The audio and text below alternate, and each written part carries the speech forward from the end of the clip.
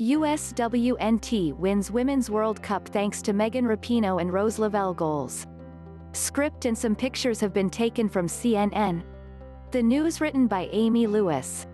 This video is hard-coded and especially made for English learners. Clips may not match the story. Just relax and learn English with ease. Please subscribe to the channel.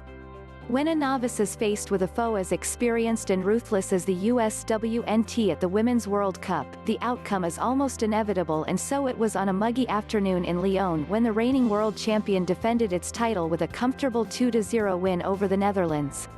Competing in its first World Cup final, few gave the Dutch hope. The reigning European champion it may be, but it had not yet come up against the best team in the world, the dominant force of its generation.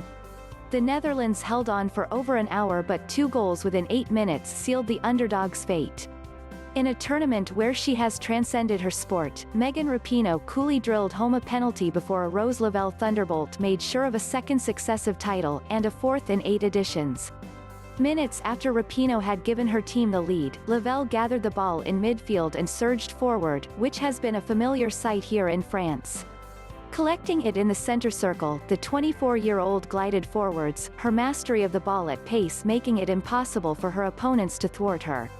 With a swivel of the hips, she evaded 2 oncoming Dutch defenders before lasering it into the bottom right corner. Much has been written during this tournament about the European teams in rapid pursuit of the USWNT, posing a threat to a soccer dynasty.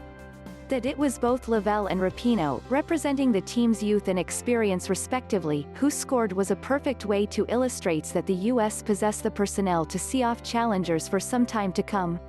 Leading the chase are those European countries whose men's national teams have traditionally been superpowers of the beautiful game. The Dutch, English and French football federations have started to invest heavily in women's football. But, in France at least, all have been vanquished. Thailand, Chile, Sweden, Spain, France, England and now the Netherlands have been swept aside by a team now unbeaten in 17 World Cup matches. The Netherlands soaked up the US pressure in the first half. There were white shirts coming at them from every direction, aiming crosses from wide, from deep, attempting cute through balls to catch the first-time finalists off their guard. Those in orange needed to summon up the concentration levels of a chess grandmaster, but that's what it's like facing a team with an unceasing desire to win. They are always in motion, keeping possession, positioning themselves high up the pitch, never resting. Opponents are left to backpedal, to organize and resist when under intense stress. And then there is the predominantly American crowd raising the decibels, moving towards the edge of their seats in anticipation of that killer through ball, roaring at every shot that seems to be flying towards goal, making it impossible to forget that this is a match like no other. Grandmasters, at least, have the privilege of focusing in silence. In such circumstances the pulse quickens, the mind whirs. The grandest of sporting stages are always as much a mental battle as physical. That the Netherlands withstood the US until the hour mark was admirable. It is the only team in this tournament which the USWNT has been unable to breach within the opening 12 minutes. Much of the credit will be heaped on the acrobatic Dutch goalkeeper Sarri van Veenendaal. First, she saved a Julie Ertz volley, then the woodwork assisted her gather of the first of 2 Alex Morgan attempts. It was pure instinct which saw her deny Morgan for the second time before the break. Women and #39's World Cup, Rapinoe 1-on-1.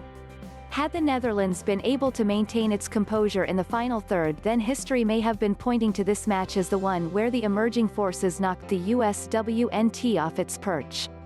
Had Alyssa Nair not sprinted off her line at the sight of Lineth Berenstain charging towards goal, the Netherlands could have gone ahead. It was a moment which highlighted the US defense's occasional vulnerability to be cut open with a clever pass.